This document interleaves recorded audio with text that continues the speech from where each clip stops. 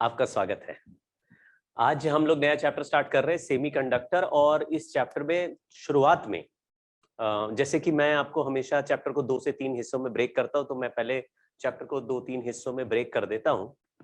लेकिन इस चैप्टर में पहली जो बात है वो सचमुच सेमीकंडक्टर और बाकी में क्या डिफरेंस है, यानी कि what is the difference between conductor, insulator and semiconductor.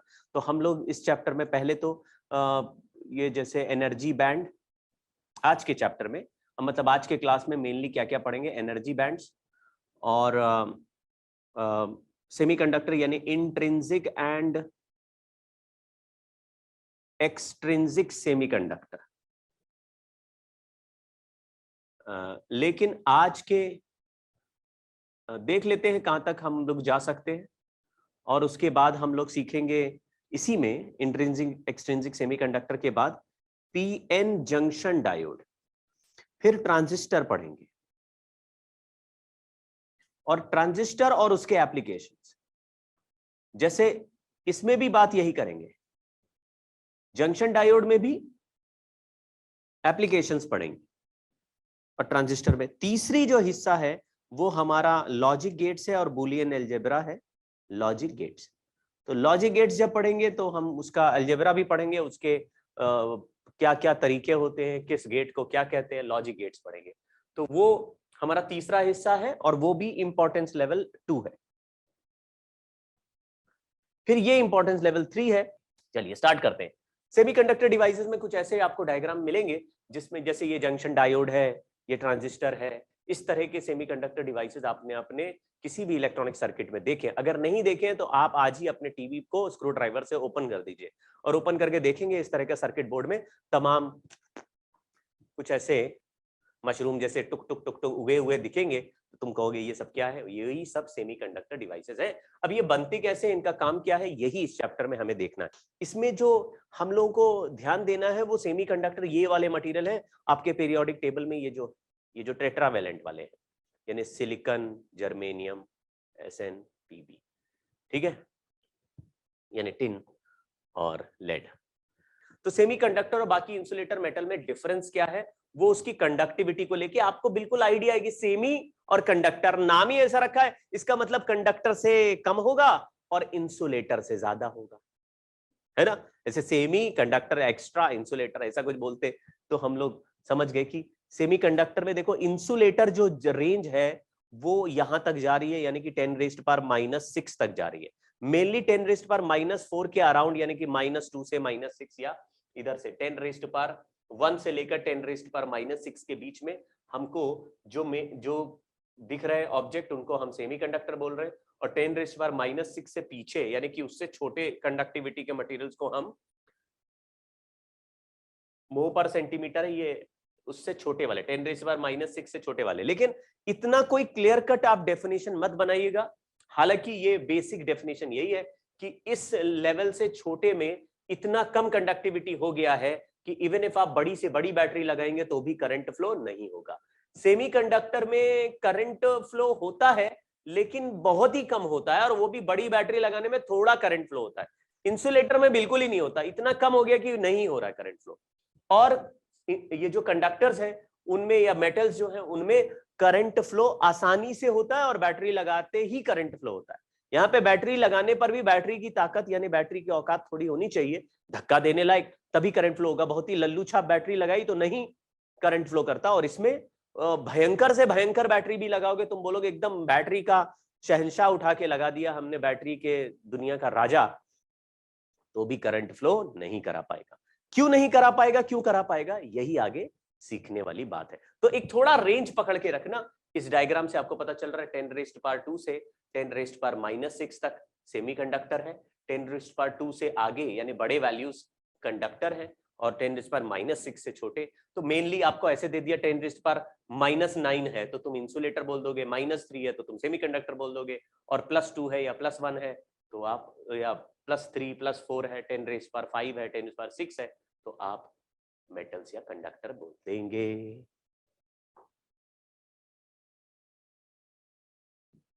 ठीक है, तो ये बात आपको, ये जो लिखा है इसमें कोई खास बात नहीं है।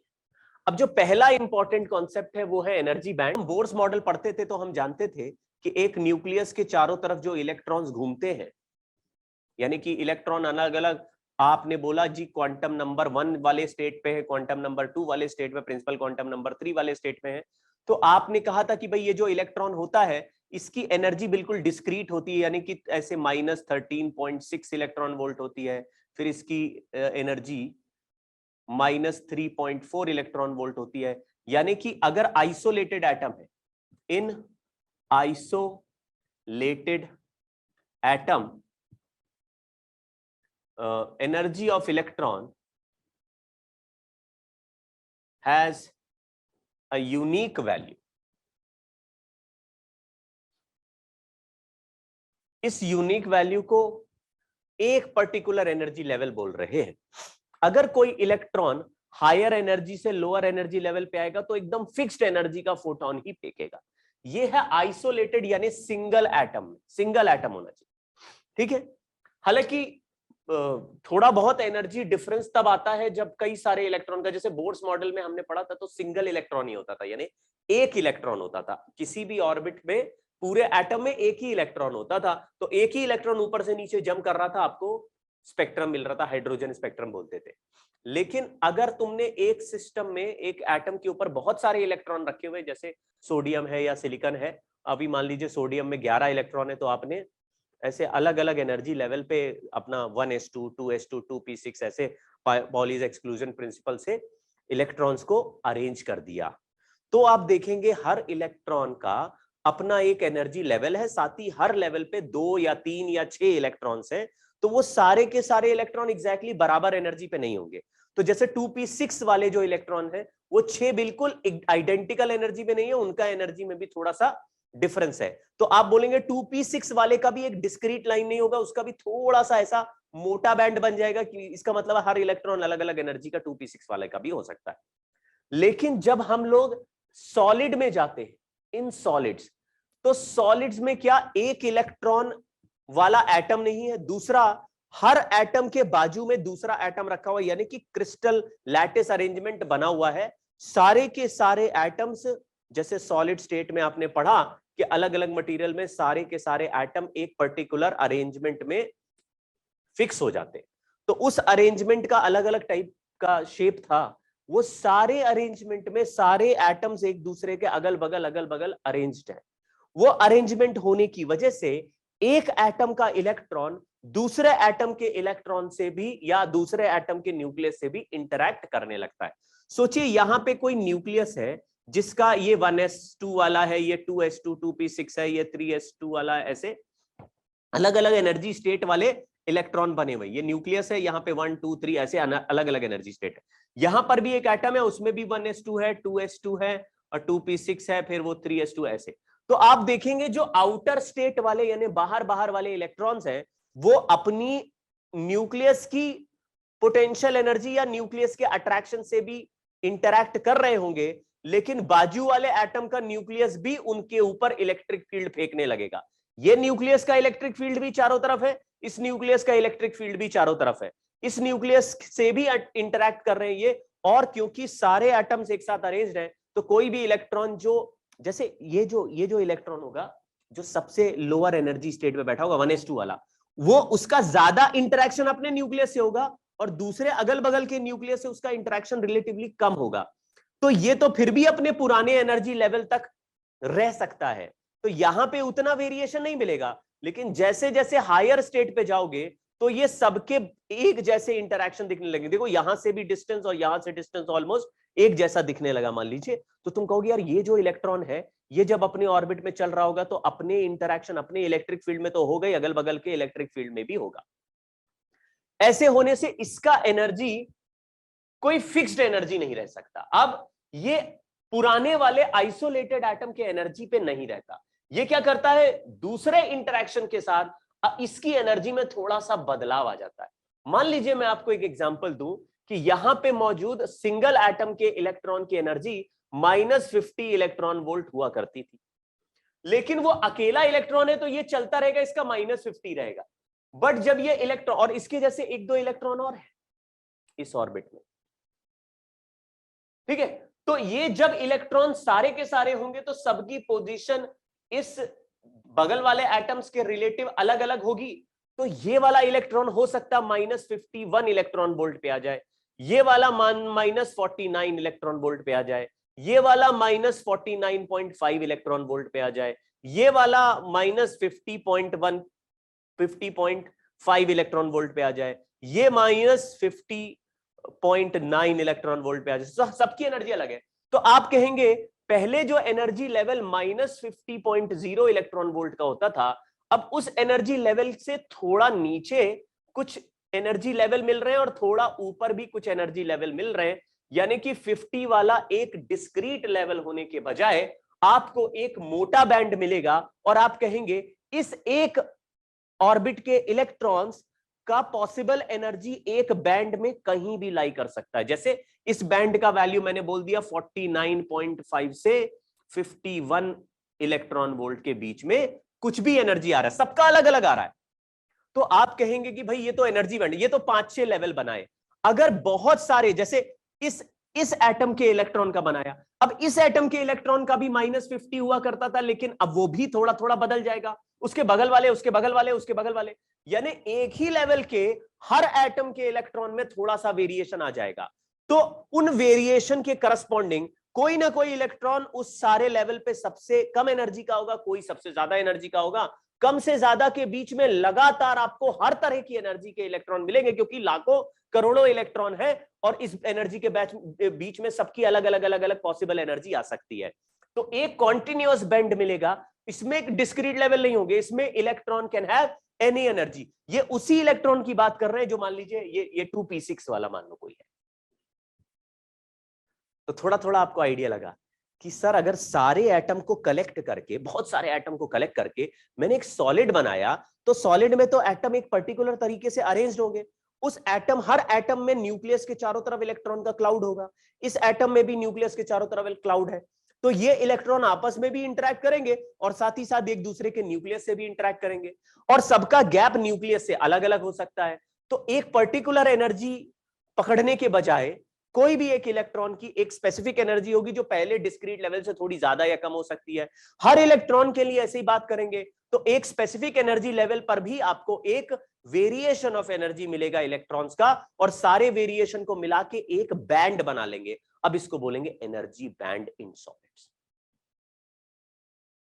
तो बेसिक पिक्चर समझ में आ गई क्या, कि जब कलेक्ट करके सॉलिड बनाते हैं तो किसी भी एक इलेक्ट्रॉन का एक यूनिक एनर्जी हो सकता है, लेकिन एक ही जैसे सारे इलेक्ट्रॉन का एक ही यूनिक एनर्जी नहीं होगा। Due to interaction between atoms या इलेक्ट्रॉन का इंटरैक्शन विद अदर एटम्स, उसका एनर्जी अपने पुराने डिस्क्रीट एनर्जी से थोड़ा कम या ज्यादा भी हो सकता है। Based on this fact, electron अपने डिस्क्रीट लेवल से ज्यादा कम कुछ भी एनर्जी ले सकता है। तो सारे एक ही लेवल के इलेक्ट्रॉन्स को कलेक्ट करके पूछा तुम्हारी एनर्जी क्या है, तुम्हारी एनर्जी क्या है, तुम्हारी एनर्जी क्या है, तो सबकी एनर्जी पहले अलग अलग देखी। एक सिंगल एटम में इस इलेक्ट्रॉन से पूछा तुम्हारी एनर्जी, सिंगल एटम होते तो कितनी होती, वो बोलता -50। उसी लेवल पे दूसरे एटम के इलेक्ट्रॉन से पूछा तुम्हारी एनर्जी कितनी होती, वो बोलता -50। तीसरे से पूछा तुम्हारी कितनी है, वो बोल रहा -50। सब -50 बोल रहे, सबको कलेक्ट करके लाया तो किसी की थोड़ी एनर्जी कम हो गई, किसी की थोड़ी बढ़ गई, क्योंकि इंटरैक्शन अलग अलग तरीके से सबके साथ है। तो आप बोलेंगे यार अब एक -50 वाला फिक्स वैल्यू नहीं मिल रहा, थोड़ा सा बदलाव आ गया है, तो एनर्जी बैंड फॉर्म होता है। तो देखते चलो भाई, ऐसे। वैसे ये डायग्राम अभी दोबारा आ जाएगा। तो पहले क्या होता था, एनर्जी बैंड, यानी n = 1 है, इसकी एनर्जी E1 है, n = 2 है, इसकी एनर्जी E2 है, n = 3 है, इसकी एनर्जी E3 है। लेकिन अब जब देखेंगे कलेक्शन ऑफ एटम्स के साथ, तो आपको E = 1 पे ये एक एनर्जी बैंड मिलेगा। अब यहां पे ये जो एनर्जी बैंड है, इसका खुद का एनर्जी का एक पूरा बैंड चल रहा है, यानी एक सारे इलेक्ट्रॉन का सिंगल एनर्जी नहीं है, यहां पे अलग अलग इलेक्ट्रॉन का एनर्जी अलग अलग होगा। तो E1 से E2 तक एक ही बैंड चल रहा है, मतलब ये जो भी है एक डेल्टा E1 का एक अलग बैंड चल रहा है। हालांकि ये इसको मैं n = 1 बोल रहा हूं, लेकिन सिंगल एनर्जी नहीं है। ऐसे ही n = 2 का भी ऐसा बैंड है, ऐसे ही n = 3 में जो इलेक्ट्रॉन है उनका भी एक एनर्जी बैंड है। तो ये E1 E2 E3 अब नहीं होके एक पूरा बैंड की तरह थिकनेस चल रही है। इस तरह के एनर्जी बैंड्स आपको सॉलिड में मिलेंगे और इस तरह का एनर्जी डिस्ट्रीब्यूशन आपको सिंगल आइसोलेटेड एटम में मिलेगा, सिंगल एटम है तब। ठीक है जी। नेक्स्ट में हम दो तरह के बैंड्स की बात करेंगे। एक है वैलेंस बैंड। अगर मैं एनर्जी डिफरेंस देखूं तो highest occupied energy band is called valence band.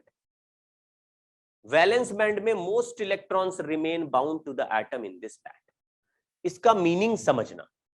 अभी अभी मैंने मान लीजिए आपको बोला कुछ electron n is equal to 1 पे रहते हैं, कुछ electron n is equal to 2 पे रहते हैं, कुछ electron n is equal to 3 पे रहते हैं, तो और 4 पे कोई नहीं रहते, मतलब इससे ऊपर कोई इलेक्ट्रॉन नहीं रहते। तो जितना energy level completely filled with electron है, हाईएस्ट एनर्जी, उसको हम वैलेंस बैंड कह रहे हैं। मैं आपको बहुत ही क्लियर एग्जांपल दूंगा, अगर एनसीईआरटी पढ़ के आए हैं तो आप एग्जांपल से सहमत भी होंगे। ये वैलेंस बैंड ऐसा नहीं होता कि आपने बोला सर मैंने देखा था कि 1s2 2s2 2p6 और 3s1 है, सोडियम लिया 1s2 2s2 2p6 और 3s1, तो मतलब 3 तक हो गया, 3s1 हो गया, तो वो वहां तक हो गया वैलेंस बैंड, तो थर्ड ऑर्बिट है वैलेंस बैंड, और 3p6 हो गया कंडक्शन बैंड, विच इज अगला band which is not completely filled with electrons. फिर से सुनो, मान लीजिए सोडियम 11 का मैंने एग्जांपल लिया, तो सोडियम 11 में 11 इलेक्ट्रॉन हो गए, 11 इलेक्ट्रॉन में 1s2 और फिर 2s2 2p6, ये 10 हो गए। फिर आखिरी 11वां कहां मिला, 3s1 में चला गया। वैसे जगह 3s2 होती है, लेकिन 3s1 में चला गया, उसके आगे का ऑर्बिट मिलेगा 3p6। तो आपने बोला 3s वाला जो लेवल है वो हो गया वैलेंस बैंड, और जो आखिरी इलेक्ट्रॉन जिस लेवल पे है वो हो गया वैलेंस बैंड। देखो लिखा हुआ है highest occupied energy band is called valence band. लेकिन आपको यहां पे एक मिसकंसेप्शन हटाना है जो कई बच्चों में होता है, कि जो आखिरी हाईएस्ट एनर्जी लेवल है, जैसे इसमें 3s1 था, हाईएस्ट एनर्जी लेवल कंप्लीटली और partially filled with electron is called valence band. नहीं, ऐसा नहीं है। It is completely filled with electron is called valence band. अब आप मेन कहानी समझना, असली क्या कहानी है। जो हमने लिखा 3s1, तो असली जगह थी 3s2, वो पार्शियली फिल्ड है। 3s2 पार्शियली फिल्ड है, मतलब 3s1 आधा शेल फिल्ड है और आधा खाली। आपको पता है 3s2 जगह है 3s2 तक की, लेकिन इलेक्ट्रॉन 11 थे तो भरा है 3s1। तो ये जो सबका 3s1 है, जो भरा वाला स्पेस है, इमेजिन करो हर एटम का भरा वाला स्पेस टूट जाए और यही जो सब शेल था ये कड़क टूट के दो पार्ट में ब्रेक हो जाए। इसका जो भरा वाला पार्ट है वो सारे एटम आपस में अपना अपना भरा वाला पार्ट जोड़ देंगे। फिर से बोलता हूं, वैसे जगह 3s2 थी, मतलब एक ऐसा अपार्टमेंट है जिसमें 2 रूम हैं और उसमें तुम 2 रूम को 2 अलग अलग लड़कों को रेंट पे देना चाहते हो, लेकिन एक ही लड़का रेंट के लिए आया कि भाई हमको रूम चाहिए, तो तुमने अपने अपार्टमेंट में क्या कर दिया, एक रूम रेंट आउट कर दिया। एक रूम रेंट आउट है तो वो भर गया और दूसरा रूम खाली है। जो रूम भर गया केवल उतना ही रूम वैलेंस बैंड है, ये पूरा अपार्टमेंट वैलेंस बैंड नहीं है, केवल जो भरा वाला है। तो हर एटम का भरा वाला रूम को मिला के, भरे वाले रूम को मिला के एक एनर्जी बैंड बना लिया। 3s1 3s1 3s1 3s1, सबके 3s1 मिलके एक एनर्जी बैंड बन जाएंगे। इसका मतलब है अगर पार्शियली फिल्ड एटम हुआ तो उसका जो फील्ड वाली जगह है उसका एक अलग बैंड बन जाएगा, और जो खाली वाली जगह है उसका एक खाली बैंड बन जाएगा, और उस खाली बैंड का नाम हम रखेंगे कंडक्शन बैंड। आपको क्लियरली ये बात समझ में आ गई होगी कि कभी ये ना सोचना कि जो हाईएस्ट एनर्जी भरा हुआ है वो वैलेंस बैंड हो गया, उसके ऊपर जो खाली है वो कंडक्शन बैंड हो गया। ऐसा नहीं है। जो हाईएस्ट एनर्जी भरा हुआ पार्शल होगा तो भी वो 2 पार्ट में ब्रेक हो जाएगा। पार्शियली ऑक्यूपाइड वाले शेल्स में, सब शेल्स में जो भरी हुई जगह है वो भरी हुई जगह कंडक्शन वैलेंस बैंड, और जो खाली उसी शेल की खाली जगह है वो कंडक्शन बैंड हो जाएगी। और इसी हिसाब से ज्यादातर एटम्स में आपको कंडक्शन और कंडक्टिविटी में डिफरेंस दिखाई देगा। देखिए, तो कंडक्शन बैंड क्या है? कंडक्शन बैंड है वो एनर्जी बैंड जो पार्शियली मतलब पार्शियल भरा हुआ था, जनरली एम्प्टी था। तो conduction band is the band of orbital that has high in energy and are generally empty. Generally empty लिखने का एक मीनिंग है, वो भी अभी मैं सिखाता हूं, लेकिन आपको समझ में आ गया कि अगर कोई पार्शियली फिल्ड है, देखो अगर कंप्लीटली फिल्ड है, जैसे हमने बोला n इज इक्वल टू 12 वाला एटम ले लेते हैं, तो n इज मतलब इलेक्ट्रॉन का नंबर 12 वाला ले लेते हैं, यानी एटॉमिक नंबर 12 वाला एटम ले लो, तो 12 वाला यानी कार्बन, नहीं कार्बन का तो 6 होता है, कार्बन 12 वाला ले लिया, मुझे याद नहीं आ रहा। तो 12 वाले एटम में अगर आप देखेंगे तो 1s2, 2s2, 2p6 और 3s2, तो 3s2 कंप्लीटली फिल्ड है, तो 3s2 को बोलेंगे वैलेंस बैंड, और उसका नेक्स्ट जो कंप्लीटली भरा हुआ उसको बोलेंगे 3p6 को कंडक्शन बैंड। लेकिन अगर पार्शियली भरा है तो पार्शियल वाले को बोलेंगे, जो ऑक्यूपाइड जगह है उसको बोलेंगे वैलेंस बैंड, और उस पार्शियल में ही खाली जगह को बोलेंगे कंडक्शन बैंड। इस बात को आप क्लियरली समझ लीजिए, मामला बहुत सिंपल है। चलिए, the conduction band is the band of orbitals that has high in energy and are generally empty. चलिए, it is the band that accepts electron from the valence band। ये आपको अभी क्लियर हो जाएगा कि कहां से इलेक्ट्रॉन आएंगे, क्यों आएंगे, क्या होगा। चलिए, तीसरी बात है, एक तो हो गया वैलेंस बैंड, एक हो गया कंडक्शन बैंड। तो कंडक्शन बैंड हो गया वैलेंस बैंड के इमीडिएटली ऊपर जो खाली जगह का बैंड है, जहां पर जगह खाली है, हाई एनर्जी बैंड है, वैलेंस बैंड के ऊपर वाली जगह जहां पर अभी जगह खाली है। वैलेंस बैंड किसको बोल रहे हैं? कंप्लीटली ऑक्यूपाइड बाय इलेक्ट्रॉन वाला band which is highest in energy.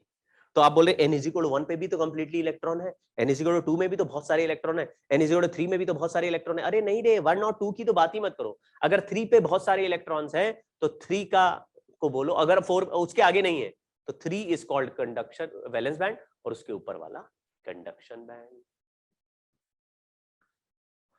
ये आपको मामला बहुत सिंपल है। ये हमने बोर्स मॉडल में भी ऐसे देखा था कि अगर किसी एक ऑर्बिट से दूसरे ऑर्बिट में इलेक्ट्रॉन को पहुंचाना है तो बीच में एनर्जी डिफरेंस होता है, तो आप एनर्जी देंगे, उतना का फोटोन देंगे तभी इलेक्ट्रॉन आगे जाएगा। ऐसे ही यहां पर भी बोलना है कि कंडक्शन और वैलेंस बैंड के बीच में एनर्जी गैप है, और ये एनर्जी गैप अगर ज्यादा कम होने से कंडक्टर, इंसुलेटर और सेमीकंडक्टर आपको अलग अलग टाइप के मटेरियल मिले। तो ये जैसे हाईवे है, हाईवे में एक ऐसा रोड है, मान लीजिए कई बार होता है ना, टोल रोड आ जाती है, टोल गेट आ जाता है, तो टोल गेट पे क्या गाड़ियां रुक जाती हैं, तो जो मेन सड़क है उसमें पूरा ट्रैफिक जाम जैसा हो जाता है। जैसे ये हाईवे है, हाईवे में अगर टक्कर हो जाए तो ट्रैफिक जाम हो जाएगा। तो समझो कि वैलेंस बैंड का हर लेन ऐसे ही होता, पूरा कंप्लीटली फिल्ड है। वैलेंस बैंड वैसे यहां से लेकर यहां तक है वैलेंस बैंड, लेकिन वैलेंस बैंड के हर लेन में कोई ना कोई गाड़ी बैठी रहती है, हर लेन में इलेक्ट्रॉन है, और इलेक्ट्रॉन ज्यादा चलते नहीं या बिल्कुल नहीं चलते, क्योंकि सब ट्रैफिक जाम में फंसे हुए ऐसा दिखेगा आपको। यहां पे एक ऐसी सड़क है जो पूरी खाली है, देख रहे हैं, पूरी खाली है, इसको बोलते हैं कंडक्शन बैंड। पूरी खाली सड़क है, ये पूरी भरी सड़क है, ये वैलेंस बैंड हो गया। ये पूरी खाली सड़क है, जस्ट नहीं सर इसमें एक कार है, हाँ, तो ये कार ऐसी है जो बीच में जो गैप है उसको क्रॉस करके यहां चली गई है। तो यहाँ पे ये जो गैप है, ये जो बीच में डिवाइडर बना है, ये गैप को बोलते हैं energy gap, forbidden energy gap. तो समझो यहां किसी कार को इसको क्रॉस करने लायक ऐसे यहां पे रैंप बना दे छोटा सा। अब ये कार मान लीजिए इस सड़क पे ट्रैफिक जाम में, आपने भी देखा होगा कि कई बार मेन हाईवे ट्रैफिक जाम में हो जाता है, तो आप वहां से गाड़ी नहीं बढ़ा पा रहे, लेकिन आप देख रहे हैं कि बाजू में एक सड़क है जिसमें आप बिल्कुल खाली पड़ी है, वहां से निकल जाओ। लेकिन आप क्या कहते हैं, बीच में डिवाइडर है सर, वो तो तोड़ नहीं सकते। तो क्या करा आपने, थोड़ा थोड़ा कार का एडजस्टमेंट किया और देखा हाँ डिवाइडर में थोड़ा सा रैंप कहीं दिख रहा था, बस वहीं से डिवाइडर पे चढ़ा के दूसरी साइड उतार दी। थोड़ा बहुत घटर पटर हुआ, लेकिन अगर डिवाइडर क्रॉस करने लायक दम नहीं है या डिवाइडर ज्यादा ऊंचा है तो क्या करोगे, जबरदस्ती थोड़े ना घुस जाओगे, तो फिर कहाँ रहोगे, अपनी लेन में बैठे गाली देते रहोगे, अबे यार ये क्या हो रहा है यार, मजा नहीं आ रहा है यार, ये क्या है यार, ये ट्रैफिक जाम कहाँ से हो गया, अरे सामने देखो ना कौन है, ये बैलगाड़ी कहाँ से घुसा दिया। ये सब गाली देते हुए आप चलते रहेंगे, लेकिन अपने लेन में बैठे रहेंगे। स्लो चल रहा है ट्रैफिक या बिल्कुल नहीं चल रहा, बगल का रोड खाली है, उससे सटासट लोग निकल जा रहे हैं, लेकिन उनके पास सफिशिएंट एनर्जी है या उनके लिए बैंड गैप कम है।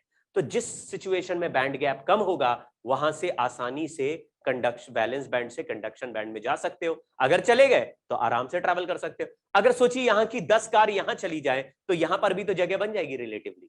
तो आप यहाँ भी देखेंगे, अरे सर यहाँ भी थोड़ा थोड़ा मूवमेंट होने लगा और यहाँ की कार्स इधर भी जा रही है। तो आपको खेल समझ में आ रहा है कि वैसे समझ लो वैलेंस बैंड पूरा भरा रहता है, ट्रैफिक जैम रहता है, और कंडक्शन बैंड पूरा खाली रहता है। अगर बीच के डिवाइडर में जगह कम है, डिवाइडर बहुत ऊंचा है, तो यहां से कोई इलेक्ट्रॉन इधर नहीं जा सकता, इसको बोलते हैं इंसुलेटर। लेकिन बीच का जो पूरा बैलेंस बैंड भरा हुआ था और यहाँ पे थोड़ा सा एनर्जी गैप है, तो यहां से थोड़ा रैंप मिल जाए तो कार जा सकती है। या आप देखते हैं कभी कभी कि एसयूवी तो चली जाती है, लैम्बोर्गिनी टाइप की कार्स नहीं जाती, स्पोर्ट्स कार नहीं जा सकती हैं। लेकिन अगर कोई एसयूवी है या मॉन्स्टर ट्रक है या बड़े बड़े ट्रक है, वो तो कूद के निकल लेते हैं। तो आप कहेंगे भाई वो तो डिपेंड करता है कि ये डिवाइडर कैसा है ना। तो कुछ इलेक्ट्रॉन जा पा रहे, कुछ इलेक्ट्रॉन नहीं जा पा रहे। और कुछ केस में ऐसा होगा कि एक भी सारे इलेक्ट्रॉन आराम से चले जाएंगे, क्योंकि ये लेवल ग्राउंड है। आपको दोनों सड़कें अलग जरूर है, लेकिन इसके बीच में कोई डिवाइडर ही नहीं बना, तो कोई भी कार इधर जा सकती है, कोई भी इधर जा सकती है। तो वहां से ही देखा इलेक्ट्रॉन ने, वहां से कार ने देखा आगे थोड़ा सा ट्रैफिक जाम लग रहा है या स्पीड स्लो लग रही है, खटाक से यहीं से वो सर्विलेन में लेके निकल लेगा। तो आप बोलेंगे ये तो कंडक्टर हो गया, कंडक्टर के पास दोनों पॉसिबिलिटी, अपने अपने लेन में चले, नहीं तो कंडक्शन बैंड में चले। तो इस तरह के पिक्चर आपको समझना है। ये वैलेंस बैंड है, ये वाला रोड कंडक्शन बैंड है, और बीच में जो डिवाइडर है वो बैंड गैप है। तो इस तरह का अगर इमेजिनेशन रखेंगे तो आपको अभी आने वाले पिक्चर आराम से समझ में आते रहेंगे। चलिए, यहां पे वही है, ये तीनों चीजें आपको इस फोटो से ही समझ में आ रही होंगी। क्या है फोटो? फोटो ये कह रहा है कि मेटल्स जो होते हैं, जिनको कंडक्टर हम कहते हैं, उसमें ये जो कंडक्शन बैंड है और वैलेंस बैंड है, ये ओवरलैपिंग होता है, यानी पार्शियली ओवरलैपिंग होता है, कंप्लीटली। इसके लिए ज्यादा रूल नहीं बनाना, हर सिस्टम ने ऑलरेडी डिसाइड कर रखा है, हमको कुछ करना नहीं है, हमको केवल उनको रीड करना है। जैसे सोडियम है, अभी मैंने बोला सोडियम में 11 इलेक्ट्रॉन थे और वो 3s1 था। तो 3s1 का मतलब 3s का आधा लेवल ऑक्यूपाइड बाय इलेक्ट्रॉन है, वो बैलेंस है, और आधा लेवल उसी का ऑक्यूपाइड बाय अनऑक्यूपाइड है, मतलब खाली है। तो खाली वाले को हमने कंडक्शन बैंड बोल दिया, भरे वाले को वैलेंस बैंड। लेकिन दोनों एक ही बैंड के पार्ट थे। तो तुम देखोगे 3s1 का जो भरा हुआ लेवल है और 3s2 वाला जो खाली वाला लेवल है, वो दोनों लेवल आपस में ऐसे चिपके रहते हैं। चिपके मतलब ऐसे दिखेंगे आपको। ये 3s1 वाला लेवल है और ये 3s2 वाला लेवल है, मतलब ये कंडक्शन बैंड है और ये वैलेंस बैंड है। तो यहां पे ऐसे बिल्कुल बस आपस में सटे हुए हैं, there is no energy difference. तो वैलेंस बैंड का कोई भी इलेक्ट्रॉन है, जरा भी एनर्जी लेगा, यानी नेग्लिजिबल एनर्जी भी उसको कहीं से मिल गई, तो वो कंडक्शन बैंड में चला जाएगा। तो आपस में दोनों सड़कें मिली हुई हैं, आपने सर्विस रोड भी बना रखी, हाईवे भी बना रखा, लेकिन दोनों को बीच में मिला दिया और कोई डिवाइडर नहीं बनाया, तो फिर वो सर्विस लेन भी इसी में आ गई। यहाँ की कोई भी कार जरा सा भी ऐसे स्टीयरिंग घुमाएगी तो वो कंडक्शन बैंड में एंटर कर जाएगी। दूसरा, जैसे हमने n=12 वाला, अगर एटॉमिक नंबर 12 वाला देखें, तो उसमें 3s2 कंप्लीटली फिल्ड था और 3p6 कंप्लीटली खाली था। ये 3p6 है जिसको हमने कंडक्शन बैंड बोल दिया, और 3s2 वाला जो है ये वैलेंस बैंड है। और यहाँ पे देखा गया कि वैलेंस बैंड के जो हायर लेवल है वो कंडक्शन बैंड के लोअर लेवल से भी ज्यादा एनर्जी के हैं। यानी वैलेंस बैंड में इलेक्ट्रॉन बैठा है, वो कब कंडक्शन बैंड में आप बता ही नहीं पाओगे, क्योंकि वो दोनों के एनर्जी लेवल बिल्कुल सेम है। कंडक्शन बैंड का सम पार्ट और वैलेंस बैंड का सम पार्ट आपस में ओवरलैपिंग है, जैसे यहां दिखाया। तो अगर कोई कंडक्शन बैंड के इस पार्ट में इलेक्ट्रॉन है, इस पार्ट में भी रह सकता है, लेकिन इस पार्ट का इलेक्ट्रॉन है, तो वो कंडक्शन बैंड में भी है और वैलेंस बैंड में भी है, थोड़ा सा ऐसे खिसकेगा तो उसको हाईवे साफ दिखाई देगा, तो वो कहेगा चलो मेरे भाई यहां से।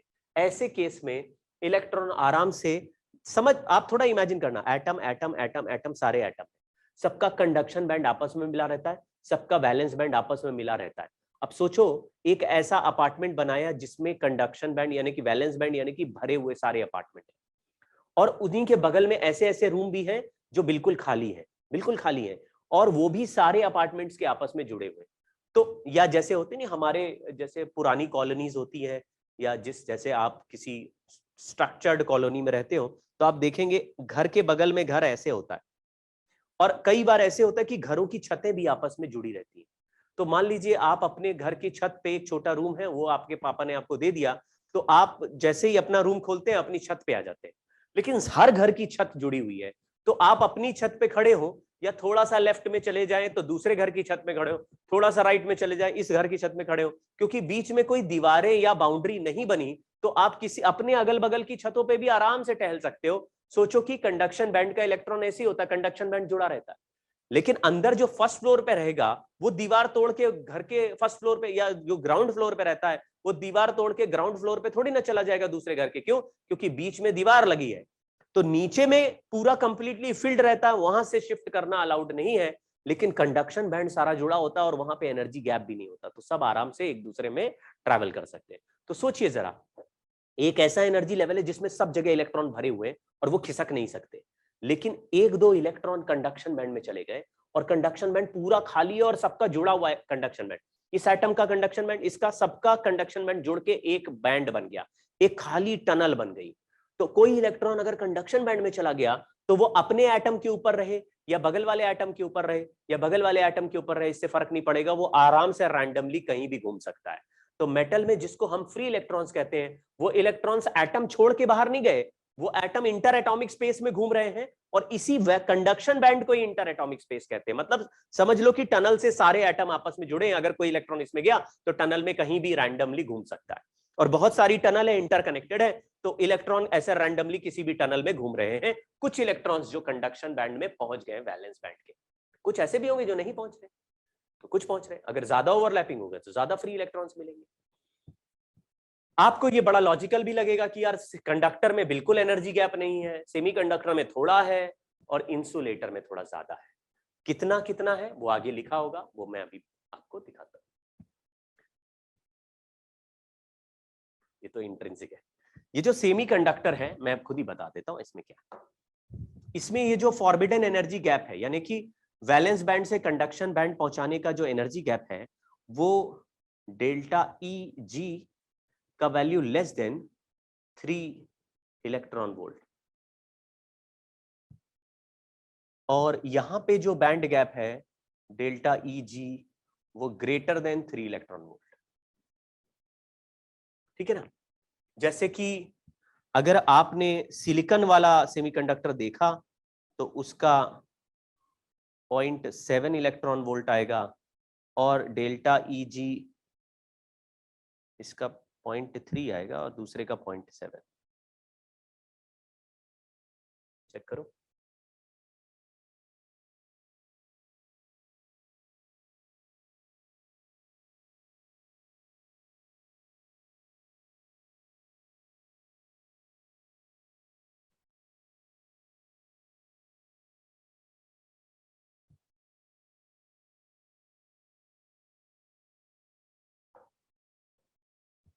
एक मिनट है, मैं इसका वैल्यू फिर से बताता हूँ।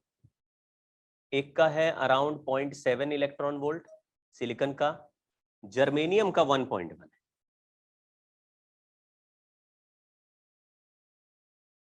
यानी 3 इलेक्ट्रॉन वोल्ट से कम ही गैप रहेगा। अलग अलग सब्सटेंस के लिए अलग अलग सेमीकंडक्टर की अलग अलग रहेगा। अब थोड़ा सेमीकंडक्टर को समझ लेते हैं, कितने तरह के होते हैं, क्या होते हैं। मैं आपको फिर से बता देता हूँ। एक वैलेंस बैंड है जिसमें इलेक्ट्रॉन भरे हुए हैं, कूट कूट के भरे हुए, सारे कमरे भरे हुए। उसमें इलेक्ट्रॉन चाहे भी तो बाजू के रूम में नहीं जा सकता, क्योंकि बाजू के रूम में तो पहले ही कोई रहता है। कुछ समझे क्या? मान लीजिए आपने अपना अपार्टमेंट किराए पे दे दिया। अब उस अपार्टमेंट में 5 रूम है, उस 5 रूम में 5 लड़के रहते हैं। तुम गए यार किसी दिन, तुमने जैसे गए तो एक लड़के का कमरा पहले आता, उसके बाजू में 5 कमरे और आते हैं। तो तुम पहले कमरे में घुसे, तुमने देखा यार बड़ी गंदगी है, तुमने बोला यार यार ये यहाँ पे गंदगी सामने फैला दी यार, कहीं और फैलाओ। तो वो उस लड़के ने बाजू वाले रूम में देखा कहाँ फैलाएं, तो बाजू वाला रूम भी उतना ही गंदगी फैला हुआ है और ये वाला रूम भी उतना ही, तो कहाँ फैलाए? समझ गए क्या? जब सारे कमरे बराबर भरे हुए हैं तो वो अपनी गंदगी अपने ही रूम में फैलाएगा, दूसरा वाला अपनी फैलाएगा, दूसरा तीसरा वाला अपनी फैलाएगा। तो वो अपनी गंदगी दूसरे कमरे में कैसे डाले? वो तो पहले ही फैला हुआ है। तो आपको थोड़ा आइडिया लग गया, अगर सारे कमरे भरे हुए हैं तो ऐसा ही होगा। लेकिन अगर कोई कमरा खाली है और तुम घुसे, तुमने बोला यार ये क्या गंदगी फैला रखी है, तो वो देखेगा अरे ये कमरा खाली है, तो अपनी गंदगी समेट के उसी कमरे में फैला देगा। तो मतलब उसको शिफ्ट करने की जगह है। लेकिन वैलेंस बैंड में कोई जगह नहीं होती, सारे भरे रहते हैं। ऐसे ही दूसरा जो कंडक्शन बैंड है सारा खाली रहता है, लेकिन थोड़ी बहुत एनर्जी देने पर, यानी थोड़ा बहुत बैटरी लगाने पर एक सफिशिएंट बैटरी लगाने पर 3 वोल्ट से बड़ी बैटरी लगा दो, 0.7 से बड़ी बैटरी लगा दो, 1.1 से बड़ी बैटरी लगा दो, तो ये इलेक्ट्रॉन उछल के ऊपर वाले एनर्जी यानी कंडक्शन बैंड में चला जाएगा। तो तुम बोलोगे अरे यार अभी अभी तो इसके पास कोई इलेक्ट्रॉन ही नहीं था कंडक्शन करने के लिए, अब है। तो बोलोगे ये सेमीकंडक्टर हुआ जो पहले नहीं दिख रहा था, यानी 0 केल्विन पे बिल्कुल नहीं दिखेगी एनर्जी, इस डिफरेंस को क्रॉस नहीं कर सकते आप। लेकिन रूम टेम्परेचर पे इलेक्ट्रॉन की इतनी काइनेटिक एनर्जी वैलेंस बैंड वालों की भी बनने लगती है कि उनको थोड़ा भी बैटरी दो, कड़क से उछल के ऊपर वाले एनर्जी लेवल पहुंच जाते हैं। अगर 0 केल्विन कर दोगे तो वैलेंस बैंड से कंडक्शन बैंड में कोई भी इलेक्ट्रॉन जाएगा नहीं। दूसरा, जब हमने कंडक्टर के बारे में बात किया तो वहां पे इतने रूम खाली और इतने रूम भरे और सब एक ही लेवल पे। तुमने बोला ये वाली लॉबी को हम पहले रेंट पे देंगे, ये वाली लॉबी को बाद में देंगे, लेकिन रूम सारे खुले हुए हैं। तो तुमने एक रेंट पे दे दी लॉबी, दूसरी लॉबी पूरी खाली है लेकिन बिल्कुल एक ही लेवल पे है, तो उसको तो जरा एनर्जी नहीं, तुम चले जाते हो तो वो अपना सामान उठा के दूसरे रूम में भी रख सकता है। भाई उसको ऐसा लग रहा है कि वो रूम का अच्छा व्हाइट वॉश हो रखा है, ये रूम थोड़ा गंदा है, उठ के दूसरे रूम में चला गया, उसको कोई एनर्जी थोड़ी लग रही है। तुम्हारा भी कोई नुकसान नहीं हो रहा, क्योंकि एक लेवल पे जितने रूम खाली थे उसमें से कुछ भरे हैं, कुछ अनऑक्यूपाइड है। कंडक्शन बैंड वैलेंस बैंड एक ही एनर्जी लेवल पे, उसको कहीं जाना ही नहीं पड़ रहा, निकल के दूसरे रूम में बस चला गया। तो ये होता है कंडक्टर में। सेमीकंडक्टर में थोड़ा सा डिफरेंस होता है, थोड़ा सा डिफरेंस है, वहां पे एनर्जी देंगे तब जा पाएंगे। और इंसुलेटर में इतना ज्यादा डिफरेंस है कि तुम कितना भी एनर्जी दे लो आप खिसक नहीं सकते। तो इलेक्ट्रॉन जिस लेवल पे है और खाली कमरा कंडक्शन बैंड जिस लेवल पे है, उनके बीच में ना तो सीढ़ी बनी ना लिफ्ट बना। ऊपर के फ्लोर पे खाली रूम है बहुत सारे और नीचे के फ्लोर में पूरा खचाखच भरा हुआ है, तुमको टॉयलेट जाने में भी बहुत लाइन लगानी पड़ रही, तुम कह रहे हो यार ऊपर वाला पूरा खाली है, वहां पे कमरा मिल जाए तो वहीं रह लेते हैं। लेकिन क्यों नहीं जा सकते? क्योंकि बीच में ना तो सीढ़ियां बनी है ना लिफ्ट लगी है, तो ऐसे कैसे उछल के चले जाओगे? तो ऊपर का रूम पूरा खाली है, नीचे का रूम पूरा भरा हुआ है, गैप बड़ा सारा है। तो इस तरह के कहानी हुई सेमीकंडक्टर में। यहां पे अब जो बात कर रहे हैं, semiconductor can be classified as intrinsic semiconductor, extrinsic. Intrinsic मतलब ये नेचुरल है, ये दुनिया में ऐसे ही पाए गए थे, ये नेचुरली सेमीकंडक्टर बने हुए, सिलिकॉन जर्मेनियम ये सब। और ये जो एक्सट्रिंसिक सेमीकंडक्टर है ये मैन मेड है, ये डेवलप्ड है, इनको हमने बनाया है। एक्सट्रिंसिक एक्स्ट्रा हेल्प से बना दिया, एक्सटर्नली बनाए गए हैं, ठीक है ना। तो ये मेड है, मतलब होते थे ये सेमीकंडक्टर, इंट्रिंसिक सेमीकंडक्टर ही डोपिंग कर दी।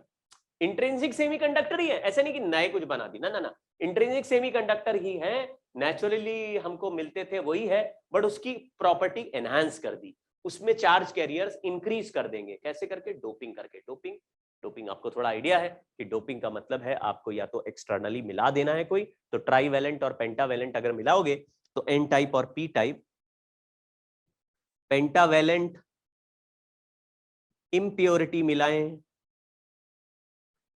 तो हमको एन टाइप सेमीकंडक्टर मिलेगा, ट्राईवैलेंट इम्प्योरिटी मिलाएं तो पी टाइप सेमीकंडक्टर मिलेगा। तो इंट्रिंसिक सेमीकंडक्टर में मान लीजिए सिलिकॉन का फोटो है, तो सिलिकॉन का एक सिलिकॉन एटम अपने चारों तरफ एक एक सिलिकॉन एटम से जुड़ा हुआ है, 4 इलेक्ट्रॉन इसके, 4 इलेक्ट्रॉन बाजू वाले के मिलके एक एक ऐसा कोवेलेंट बॉन्ड बना रहे हैं। सब जगह नंबर ऑफ इलेक्ट्रॉन्स ऑक्यूपाइड है और सब जगह खाली जगह कोई नहीं। लेकिन हमने अगर इसको एनर्जी दी तो इसका वैलेंस बैंड का ये जो बॉन्ड में बने हुए ये दो इलेक्ट्रॉन है वैलेंस बैंड के, ये वैलेंस बैंड के इलेक्ट्रॉन है, सारे एटम का वैलेंस बैंड आपस में जुड़ा हुआ है। और कंडक्शन बैंड, ये जो खाली जगह, ये वाली जगह कंडक्शन बैंड है, ये जो खाली जगह है ये कंडक्शन बैंड है। तो मैंने जब एनर्जी दी तो वैलेंस बैंड का इलेक्ट्रॉन निकल के कहां चला गया? कंडक्शन बैंड में। तो आपको लगेगा अरे यार एक कमरा खाली हो गया, एनर्जी दी हमने, एक इंसान को बोला ये लो छोटी सी सीढ़ी और चढ़ के ऊपर वाले फ्लोर पे रहने लगो, तो बस सीढ़ी हटा दी तो एक अगर ऊपर चला गया तो एक कमरा नीचे खाली हो जाएगा फ्लोर में, ऊपर वाले फ्लोर में एक कमरा भर गया।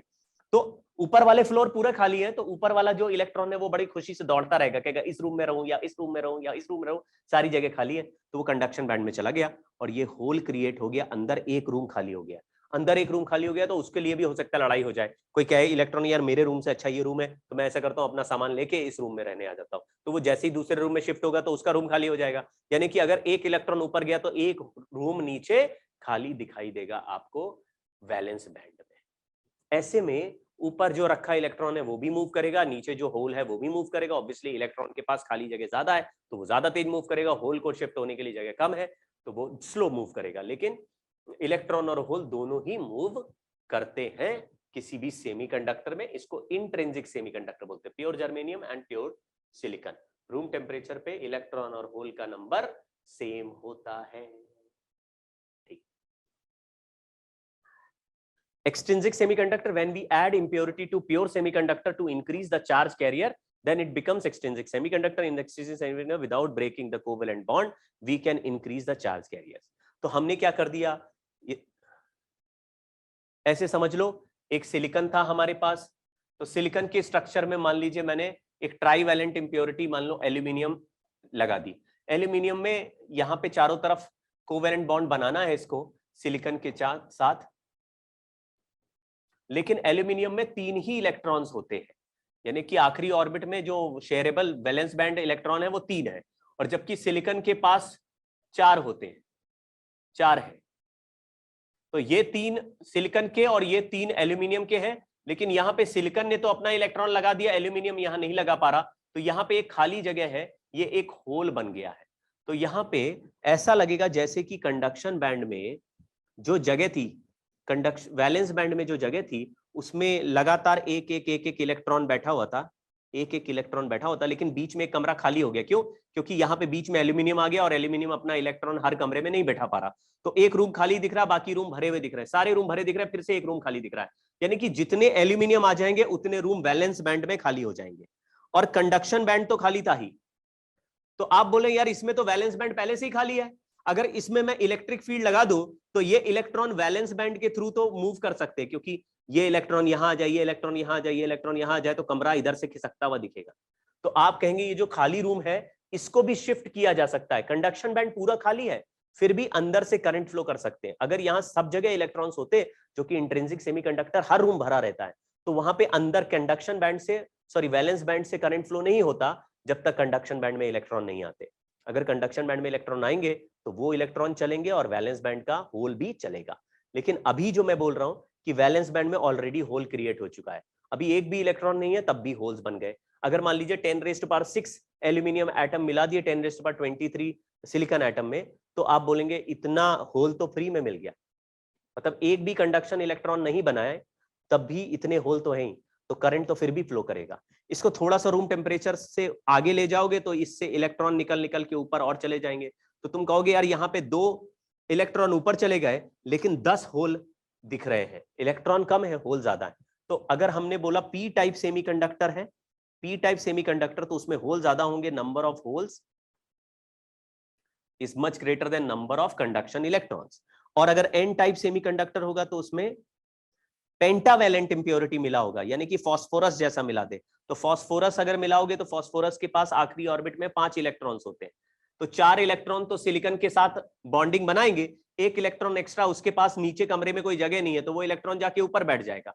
तो आप कहेंगे यार ये तो बेईमानी हो गई, यहाँ पे तो पूरे नीचे के रूम ही खाली है और 5 लोग रहने आ गए, 4 रूम खाली थे 5 लोग रहने आ गए। तो बोलेगा भाई 5 रूम तो है ही नहीं अब, और एक रूम में एक ही बंदा रहेगा, तो ऐसा करो तुम ऐसा करो कंडक्शन बैंड पूरा खाली है उसमें जाके रह लो, तो एक इलेक्ट्रॉन पहले से ही पेंटावैलेंट इंप्योरिटी में ऊपर बैठ जाएगा। तो 2 तरह के सेमीकंडक्टर है। अगर तुमने एल्यूमिनियम जैसा सब्सटेंस मिलाया सिलिकॉन में, तो एल्यूमिनियम के पास आखिरी लेवल पे वैलेंस बैंड में 3 इलेक्ट्रॉन थे, और सिलिकॉन को चारों तरफ से बॉन्ड बनाने के लिए 4 चाहिए, यानी सिलिकॉन कह रहा 4 रूम है अपने अपने साथी बैठा दो, लेकिन एल्यूमिनियम कह रहा मेरे पास 3 ही साथी आए तो एक साथी का रूम खाली हो जाएगा, तो वैलेंस बैंड विद होल है, कंडक्शन बैंड तो खाली है। और दूसरे में पी टाइप सेमीकंडक्टर में अगर 5 लोग आ गए, 4 कमरे खाली थे, सिलिकॉन बोल रहा है 4 की जगह है, तुम अपने अपने इलेक्ट्रॉन बैठा के बॉन्ड बना सकते हो, लेकिन वो 5 इलेक्ट्रॉन लेके आ गए तो 4 तो भर जाएंगे, एक खाली इलेक्ट्रॉन कंडक्शन बैंड में चला जाएगा। तो conduction band without the valence band hole, conduction band में इलेक्ट्रॉन्स आ जाएंगे। तो तुम कहोगे एक में नंबर ऑफ इलेक्ट्रॉन्स होल से ज्यादा है, एक में नंबर ऑफ होल्स इलेक्ट्रॉन से ज्यादा है, तो एन टाइप सेमीकंडक्टर में number of electrons is greater than number of holes. तो इंट्रिंसिक और एक्सट्रिंसिक सेमीकंडक्टर में कुछ ऐसा, एन टाइप और पी टाइप में भी कुछ ऐसा डिफरेंस है। ये आप एक बार पढ़ लीजिए, बहुत सिंपल है, इसको थ्योरी की तरह पढ़ पढ़ के निकालते रहिए। अब मैं थोड़ा स्पीड तेज चल रहा हूं क्योंकि ये सब थ्योरेटिकल बातें, इसका इंपॉर्टेंस ज्यादा है नहीं, थोड़ा बहुत इंफॉर्मेशन ये 12th में भी आपने पढ़ा हुआ है। ये अभी एन टाइप और पी टाइप कैसे बना रहे हैं उसके बारे में बात है। ये 5 वैलेंस इलेक्ट्रॉन्स थे, उसमें आपने मिला दिया, मिलाने के बाद वो सारे के सारे इलेक्ट्रॉन जमा नहीं हो पाएंगे, तो एक एक्स्ट्रा इलेक्ट्रॉन कंडक्शन बैंड पे जाके बैठ जाएगा। इसमें पी टाइप सेमीकंडक्टर में ट्राइवेलेंट इंप्योरिटी मिलाया, तो 3 इलेक्ट्रॉन 4 के साथ, जब 3 वैलेंस इलेक्ट्रॉन्स है तो 4 कमरे को ऑक्यूपाई कंप्लीटली नहीं कर पाएंगे, यानी वैलेंस बैंड में खाली जगह बच जाएगी, तो आप बोलेंगे deficiency of 1 covalent bond creates a hole, नीचे का रूम एक खाली छूट जाएगा।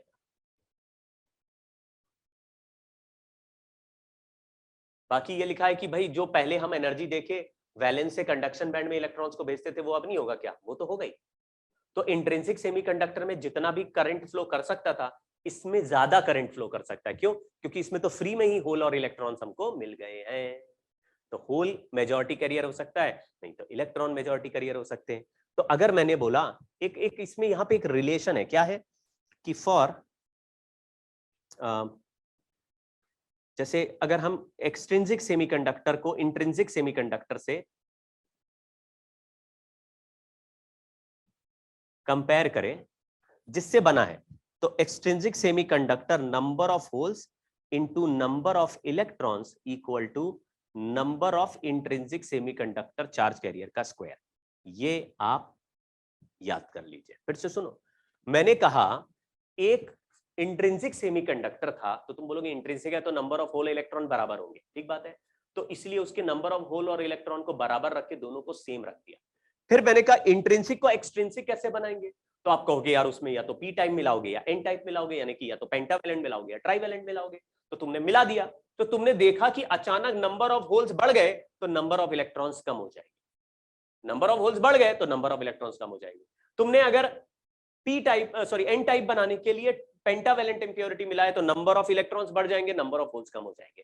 लेकिन नए नंबर ऑफ होल्स और नए नंबर ऑफ इलेक्ट्रॉन्स का प्रोडक्ट पुराने इंट्रिंसिक वाले चार्ज कैरियर के नंबर का स्क्वायर हो जाएगा। तो ये एक फॉर्मूला है जो कि हाइपोथेटिकल फॉर्मूला है, लेकिन ये फॉर्मूले से सवाल कभी कभी पूछा जा सकता है। मैं सवाल आपको बोलता हूं, ऐसे सवाल दे दिया कि एक इंट्रिंसिक सेमीकंडक्टर का चार्ज कैरियर डेंसिटी, ये number of electrons per unit volume है, number of holes per unit volume है, दोनों में से कोई एक ही दियागा क्योंकि इंट्रिंसिक में दोनों सेम होते हैं। तो बोला इंट्रिंसिक सेमीकंडक्टर का चार्ज कैरियर डेंसिटी 10 का power 15 electrons per unit volume है, 10 रेज़ पर 15 पर यूनिट वॉल्यूम है, पर मीटर क्यूब है, ऐसा कॉन्सेंट्रेशन दिया। फिर बोला जब इसको मैंने डोपिंग करा तो इसमें जैसे पी टाइप की डोपिंग करा तो इसके number of holes 10 raised power 15 से बढ़ के 10 रेज़्ड पावर 18 हो गए। तो अब इसमें नंबर ऑफ इलेक्ट्रॉन डेंसिटी कितनी है? खेल समझ गए आप कि अगर मैंने बोला था कि इंट्रिंसिक वाले की density 10 raised power 15 holes per unit volume है, और जब आफ्टर डोपिंग करा, आफ्टर डोपिंग मान लो इसको पी टाइप बनाना है तो नंबर ऑफ होल्स बढ़ के 10 रेज़्ड पावर 18 कर दिए। मैंने ऐसा पी टाइप डाला, हर पी टाइप के साथ अपना अपना होल आता है फ्री में, तो उससे नंबर ऑफ होल्स बढ़ गए। तो बताओ number of electrons after doping कितना होगा? तो इलेक्ट्रॉन की डोपिंग कितनी है? तो आपने बोला इलेक्ट्रॉन का concentration into 10 raised power 18 is equal to 10 raised power 15 का स्क्वायर। 30 में से 18 माइनस करोगे तो number of electrons 10 raised power 12 हो जाएगा। मतलब वो जिस रेशियो में बढ़ेगा उसी रेशियो में इलेक्ट्रॉन का नंबर। ये एक हाइपोथेटिकल कॉन्सेप्ट है, इसका कोई साइंटिफिक लॉजिक नहीं है, लेकिन ये ऐसा देखा गया, इसका रूल बना दिया, ठीक है।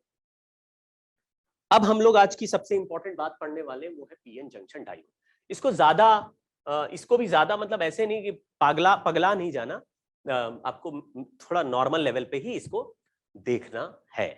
क्या किया मैंने?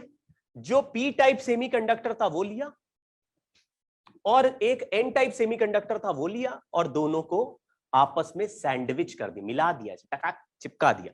सर ये चिपकाएंगे कैसे? ये क्या उसकी तरह मिलते हैं क्या? ब्रेड की तरह मिलते हैं क्या कि 2 ब्रेड ऐसे लगा दिया? ना ना ना, ब्रेड की तरह मिलते नहीं है।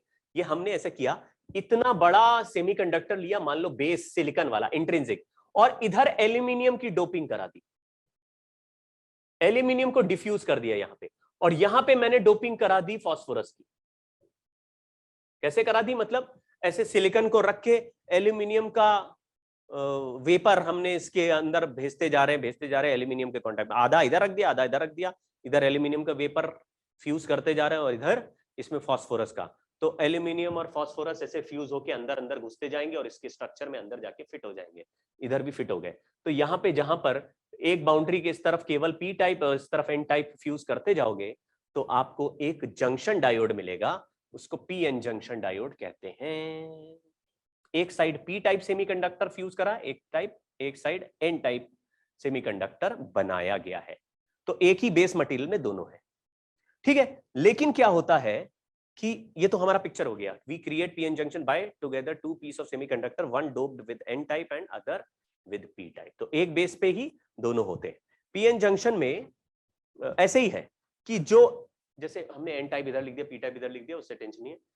पी जो एन टाइप सेमीकंडक्टर वाला हिस्सा है उसमें वैलेंस बैंड पूरा भरा रहेगा। आपको याद होगा एन टाइप सेमीकंडक्टर किसको कहते हैं, जिसमें पेंटावैलेंट इंप्योरिटी होती है, और पेंटावैलेंट इंप्योरिटी में वैलेंस बैंड तो पूरा ही भर जाता है, फिर भी एक इलेक्ट्रॉन एक्स्ट्रा होता है, वो कंडक्शन बैंड में बैठ जाता है। तो आपको वैलेंस बैंड पूरा भरा हुआ दिखेगा और कंडक्शन बैंड में भी कुछ इलेक्ट्रॉन घिसटते हुए दिख रहे होंगे। आप कहेंगे अरे यार ये इलेक्ट्रॉन एक्स्ट्रा कहां से आ गया, इसको तो कंडक्शन बैंड बोलते थे, इसमें तो कोई इलेक्ट्रॉन नहीं होता था, लेकिन वैलेंस बैंड से ही एक इलेक्ट्रॉन एक्स्ट्रा इलेक्ट्रॉन वाले एटम्स इसमें फंसे जिनके एक्स्ट्रा इलेक्ट्रॉन ऊपर चले गए। अभी यहाँ पे कोई भी वैकेंसी क्रिएट नहीं हुई, अभी हम इसको एनर्जी नहीं दे रहे, वैलेंस बैंड पूरा भरा है, कंडक्शन बैंड में एक एक्स्ट्रा इलेक्ट्रॉन है।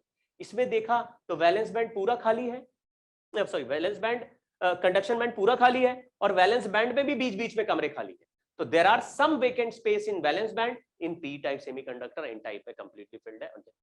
तो आप देखोगे यहाँ पे कंडक्शन बैंड में ऑलरेडी इलेक्ट्रॉन है और यहाँ पे वैलेंस बैंड में ऑलरेडी खाली कमरे हैं।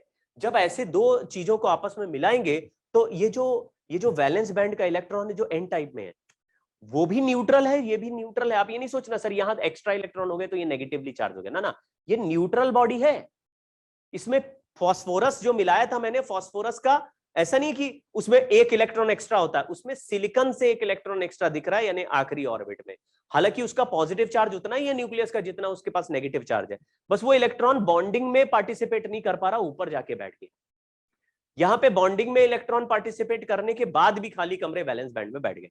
तो जब इनको मिलाया तो उसी सिलिकॉन का खाली रूम यहां नीचे बैठा है और हायर एनर्जी पे इलेक्ट्रॉन एन टाइप की वजह से बैठा है। तो ये ऊपर हाई एनर्जी लेवल का इलेक्ट्रॉन लो एनर्जी रूम में खाली रूम देखेगा, लो एनर्जी लेवल पे खाली रूम देखेगा, वो कहेगा यार मैं वहां बैठा हूं थर्ड फ्लोर पे और फर्स्ट फ्लोर पे कमरा, सेकंड फ्लोर पे कमरा खाली है, तो क्यों ना मैं इधर से इधर जंप कर जाऊं। तो इनमें से कुछ इलेक्ट्रॉन इधर से इधर जंप करके हायर एनर्जी लेवल से, सर ये ऐसे क्यों जंप करेंगे सर, इसमें कोई अट्रैक्शन थोड़ी ना है, ये भी न्यूट्रल ये भी न्यूट्रल, अट्रैक्शन क्यों है। ये तो हमने पहले ही सीख लिया था कि कोई इलेक्ट्रॉन को हायर एनर्जी स्टेट पे छोड़ दो और लोअर एनर्जी स्टेट पे जगह खाली हो जाए तो वो उस मौके को छोड़ना नहीं चाहता, वो कड़ाक से जंप करने की कोशिश करता है। तो यहां पे यही गजब बात हो गई कि मुझे इलेक्ट्रॉन को धक्का देने की जरूरत नहीं है, इनमें कॉन्सेंट्रेशन डिफरेंस की वजह से नीचे खाली रूम नीचे वाले रूम खाली है और ऊपर में इलेक्ट्रॉन यहां बैठे, तो यहां से एक दो इलेक्ट्रॉन कहेंगे इन रूम्स को भरने के लिए चलो, बिकॉज ऑफ एनर्जी डिफरेंस। जैसे ही भरने के लिए चलेंगे तो आपको ऐसा लगेगा कि देखो थोड़ी जगह ऐसी होगी जिसमें कंडक्शन बैंड के इलेक्ट्रॉन गायब हो गए, वैलेंस बैंड पूरा भरा है, कंडक्शन बैंड पूरा खाली है। हाँ सर, इसमें वैलेंस बैंड पूरा भरा है, नहीं सर यहाँ पे तो खाली कमरे थे, अबे उसने आके भर दिए ना। तो some part of valence band is now completely filled and some part of conduction band is completely empty. तो आप बोलेंगे अरे हाँ इस जगह पे तो ऐसा लग रहा है कि ना तो पी टाइप जैसा दिख रहा है ना एन टाइप जैसा दिख रहा है, एन टाइप नहीं दिख रहा, पी टाइप नहीं दिख रहा।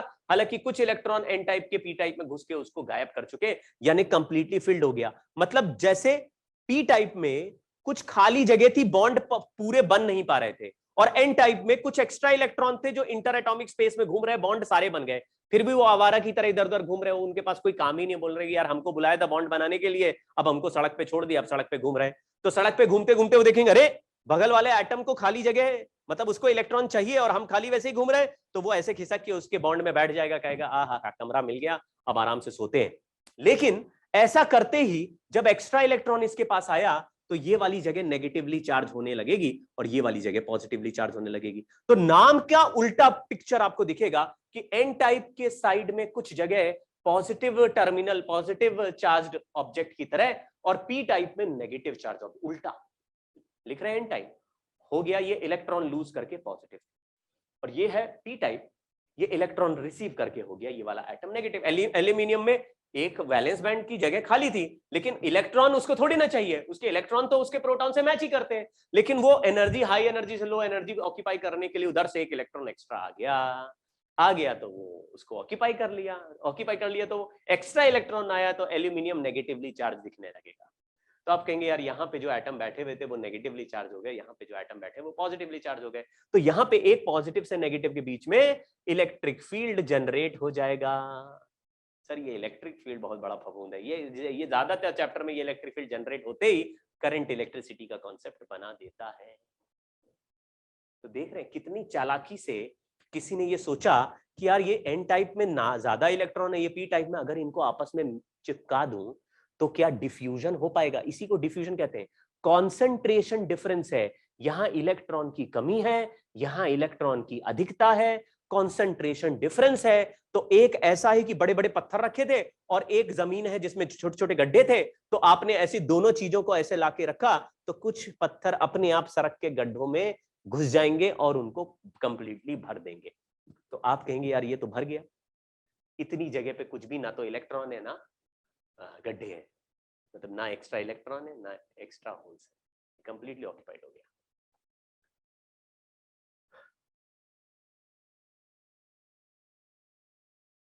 अब पढ़ते जाते हैं, जो मैंने आपको सिखाया वो आगे आता जाएगा। देखो मैंने यही लिखा, when pn junction is formed, some of the electrons in n region have reached the conduction band are free to diffuse across the junction combined with hole।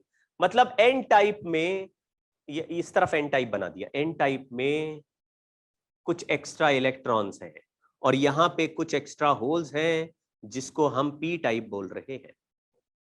तो p टाइप में एक्स्ट्रा होल है, ये electron कहेगा यार मैं यहाँ खाली बैठा हूँ, उधर कमरा खाली है, मैं उस कमरे में जाके बैठ जाता हूँ, तो उस कमरे में जाके बैठ गया तो यहाँ पे कुछ ऐसा रीजन हो गया जिसमें ना तो इलेक्ट्रॉन बचेंगे ना होल्स बचेंगे। इसको हम बोलते हैं डिप्लीशन रीजन। पढ़ लो, since the region of the junction is depleted from mobile charges it is called depletion region, the space charge region और द ट्रांजिशन रीजन। ये तीन नाम इसके रखें, अच्छे से पढ़ लीजिए। डिप्लीशन रीजन बहुत फेमस टर्म है। ये वो रीजन है जहां से इलेक्ट्रॉन निकल के होल्स को कंप्लीटली भर चुके हैं। तो हमने बोला ये पी एन जंक्शन, मान लीजिए ये पी टाइप है ये एन टाइप है, तो बीच की ऐसी जगह हो गई जिसमें अब कोई इलेक्ट्रॉन और होल खाली नहीं है। हालांकि यहां पे अभी भी होल्स हैं, यहां पे अभी भी होल्स हैं और यहां पे अभी भी इलेक्ट्रॉन्स हैं। ये एक्स्ट्रा इलेक्ट्रॉन से कंडक्शन बैंड वाले, ये एक्स्ट्रा इलेक्ट्रॉन से वैलेंस बैंड वाले होल्स हैं, और यहां पे ये सब होल्स और इलेक्ट्रॉन आपस में मिलके बॉन्ड बना चुके हैं। लेकिन बॉन्ड बनाते समय ये जगह नेगेटिवली चार्ज हो गई है और ये जगह पॉजिटिवली चार्ज हो गई है, तो यहाँ पे एक इलेक्ट्रिक फील्ड आ गई। इस तरफ बना देते हैं, इलेक्ट्रिक फील्ड आ गया पी टाइप से एन टाइप से। Thickness of the region is the order of 0.1 micrometer, बहुत ही पतला रहता है ये रीजन। इस रीजन में स्ट्रॉन्ग इलेक्ट्रिक फील्ड जनरेट हो जाती है। अब आप देखेंगे कि एन टाइप हायर पोटेंशियल हो गया, पी टाइप लोअर पोटेंशियल हो गया, क्योंकि इस तरफ से इलेक्ट्रॉन इधर चले गए तो ये नेगेटिवली चार्ज हो गए। तो हायर से lower electric potential difference create हो जाएगा, उस पोटेंशियल डिफरेंस को पोटेंशियल बैरियर कहेंगे। तो इसको पढ़ लो, लिखा हुआ potential barrier develops at a junction end voltage is 0.3 volt for germanium, 0.7 volt for silicon. ये बड़ा ही फेमस टर्म है, इसको याद रखना। ये पीएन जंक्शन के लिए सिलिकॉन का पोटेंशियल बैरियर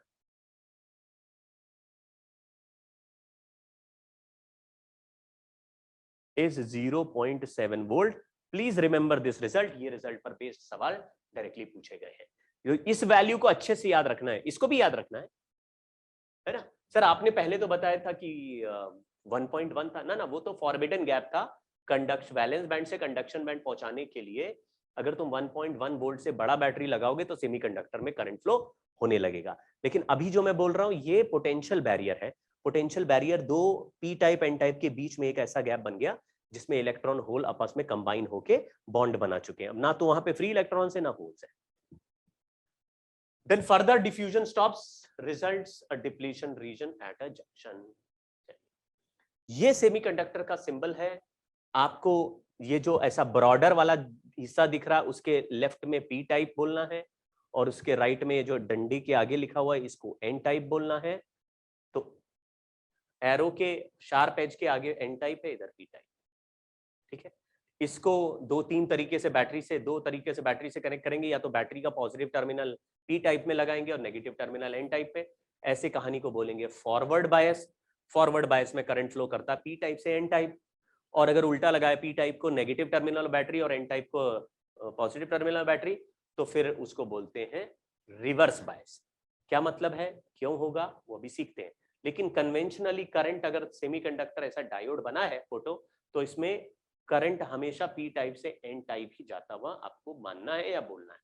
अगर करंट ऐसे भेजने की कोशिश करेंगे तो सेमीकंडक्टर उस करंट को फ्लो नहीं होने देगा। तो सेमीकंडक्टर रिवर्स बायस में करंट फ्लो नहीं करता, फॉरवर्ड बायस में करता है। इससे क्या फायदा होगा, इससे फायदा ये होगा कि डीसी को एसी को डीसी बनाने का तरीका अब हमारे लिए बड़ा आसान हो जाएगा। कैसे सर, अगर एसी बैटरी से लगाओगे तो एसी बैटरी एक बार इधर की तरफ पॉजिटिव टर्मिनल बनाता है, फिर इधर नेगेटिव बनाता है, बाद में इधर नेगेटिव इधर पॉजिटिव बनाता है। लेकिन एसी में अगर एक बार करंट राइट में जाएगा तो आधे साइकिल में करंट लेफ्ट में जाएगा। तो ये जो सेमीकंडक्टर है ये राइट वाले हाफ साइकिल में तो करंट फ्लो होने देगा, लेफ्ट वाले हाफ में करंट फ्लो नहीं होने देगा। तो करंट हाफ साइकिल में चलेगी लेकिन राइट में ही चलेगी, राइट में ही चलेगी। तो कोई ऐसा सर्किट है जिसमें आपको सिंगल डायरेक्शन करंट चाहिए, सेमीकंडक्टर लगा दीजिए डायोड और अपने आप वो करंट यूनी डायरेक्शनल हो जाएगी। तो आपको ऑल्टरनेट यानी कि बदलते हुए ऑल्टरनेटिंग सर्किट को अगर डीसी में कन्वर्ट करना है, हालांकि डीसी फ्लक्चुएटिंग बनेगा ये, लेकिन डीसी में बनाना है तो डीसी भी आपको ये सेमीकंडक्टर बनाने देगा। इसलिए इसको हम लोग ये जो पीएन जंक्शन डायोड है इसको हम एसी से डीसी का बोलेंगे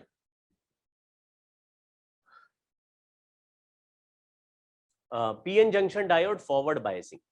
तो एक दो पॉइंट और समझ लेते हैं क्योंकि समय काफी हो गया है। तो चलिए इतना ही करते हैं, फिर हम लोग जंक्शन डायोड की बात की आगे की बातें नेक्स्ट करेंगे, या चलिए फिर मिलेंगे। लेकिन आप इसको एक बार एनसीईआरटी से जरूर पढ़िएगा, आपको बिल्कुल क्लियर कहानी समझ में आ जाएगी। नमस्कार।